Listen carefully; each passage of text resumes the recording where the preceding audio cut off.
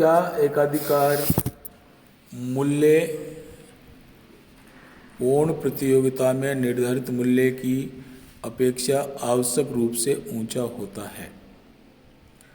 एकाधिकार के कीमत निर्धारण के बाद में अब हम इससे संबंधित जुड़े हुए कुछ अवधारणाएं, कुछ बातों के बारे में विचार करेंगे, जिसमें सबसे पहली बात जो हमें सामान्य रूप से देखने को मिलती है वो है कि क्या एकाधिकारी मूल्य पूर्ण प्रतियोगिता में निर्धारित मूल्य की अपेक्षा आवश्यक रूप से ऊंचा होता है।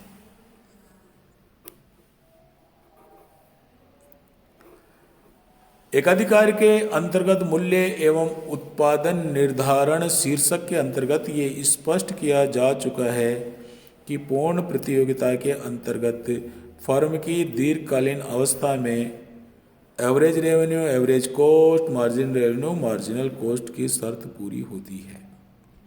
इसका अभिप्राय यह है कि एकाधिकारी कीमत ठीक औसत उत्पादन लागत के बराबर रहती है और फर्म को केवल सामान्य लाभ ही प्राप्त होता है। यह भी स्पष्ट किया जा चुका है कि एकाधिकार के अंतर्गत दीर्घकाल में मार्जिनल रेवेन्यू, मार्जिनल कॉस्ट के बिंदु पर एवरेज कॉस्ट की तुलना में एवरेज रेवेन्यू सदैव अधिक होता है। अर्थात कीमत औसत लागत से अधिक रहती है और फर्म को अतिरिक्त लाभ अर्थात एकाधिकारी लाभ प्राप्त होता है। इन दोनों तथ्यों के आधार पर साधारणतया ये निष्कर्ष निकाला जाता है कि एकाधिकारी मूल्य पूर्ण प्रतियोगिता के मूल्य से ऊंचा होता है, क्योंकि वह औसत उत्पादन लागत तथा सीमांत उत्पादन लागत से अधिक होता है, जबकि पूर्ण प्रतियोगिता का मूल्य औसत उत्पादन लागत तथा सीमांत उत्पादन लागत के बराबर होता है। सामान्यतः सैद्धांतिक दृष्टि से उपर्युक्त वर्णित निष्कर्ष ही सही प्रतीत होता है। एकाधिकार का मूल्य पूर्ण प्रतियोगिता के मूल्य से सदैव ऊंचा ही रहता है। ऐसा सदैव आवश्यक नहीं है। वास्तव में व्यवहार में अनेक बार ऐसी परिस्थितियां उत्पन्न हो जाती हैं जिनके कारण एकाधिकारी मूल्य ऊंचा होने के बजाय पूर्ण प्रतियोगिता के मूल्य से नीचा रहता है। सामान्यतः ऐसी परिस्थितियां इस प्रकार हो सकती हैं। निस्संदेह पूर्ण प्रतियोगिता की किसी फर्म की तुलना में एकाधिकारी बहुत बड़ा उत्पादक होता है। बड़े पैमाने पर उत्पादन करने से उसे अनेक बचतें प्राप्त होती हैं। परिणाम स्वरूप उसकी उत्पादन लागत कम रहती है और ये अपेक्षाकृत कम कीमत पर वस्तु बेच सकने में सक्षम होता है। उदाहरण के लिए एकाधिकारी की औसत उत्पादन लागत 10 रुपये प्रति इकाई रहती है और वह वस्तु को 15 रुपये प्रति इकाई कीमत पर बेचता है। स्पष्ट है कि उसकी कीमत औसत उत्पादन लागत से अधिक है।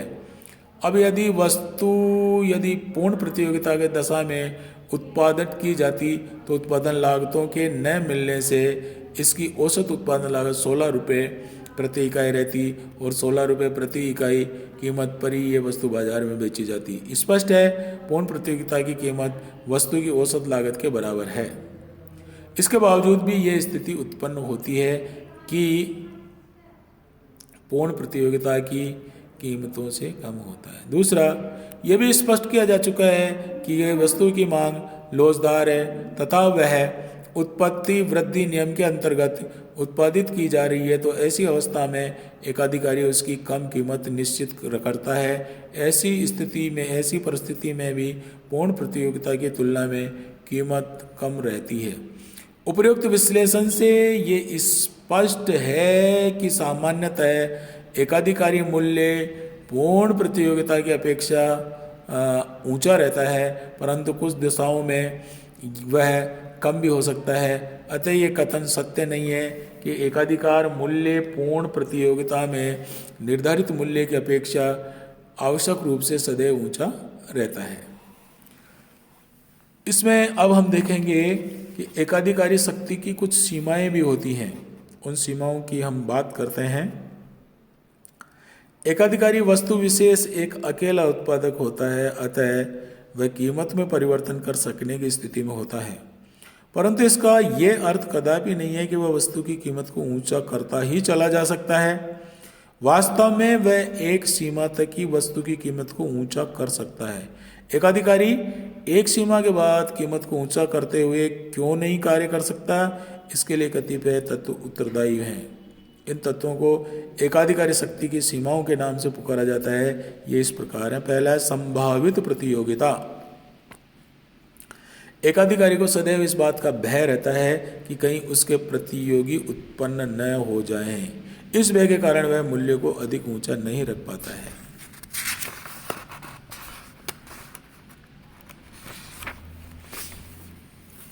दूसरा, स्थानापन्न वस्तुओं का भय।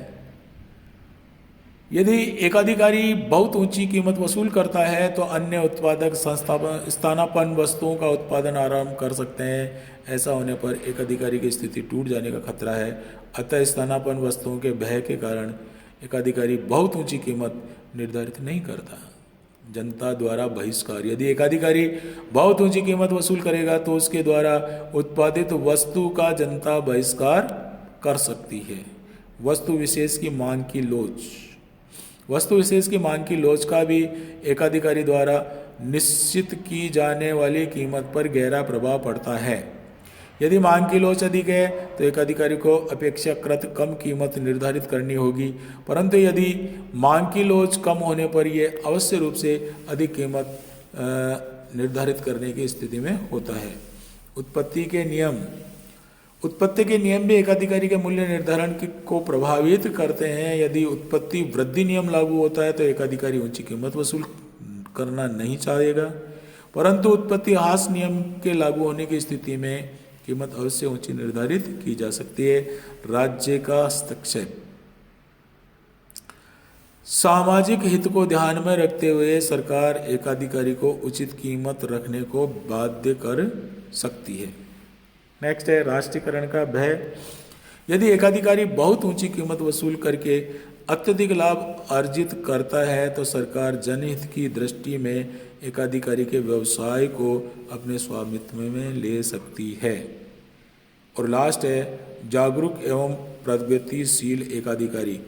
आधुनिक समय में अनेक एकाधिकारी प्रगतिशील नीतियों का अनुसरण करते हैं तथा श्रमिकों, ग्राहकों एवं जनसाधारण से अच्छे संबंध बनाए रखने के लिए उत्सुक रहते हैं।